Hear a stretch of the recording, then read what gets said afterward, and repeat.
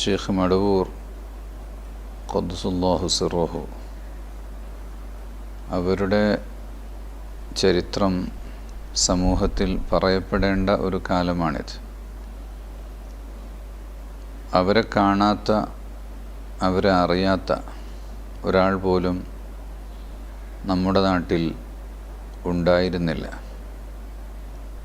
ഇപ്പോൾ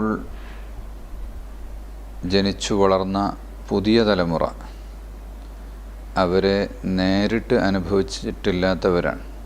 തീർച്ചയായും അവർ വായിക്കുകയും കേൾക്കുകയും അറിയുകയും ചെയ്യണം. സമീപകാലത്തൊന്നും നമുക്കനുഭവിക്കാൻ കഴിഞ്ഞിട്ടില്ലാത്ത,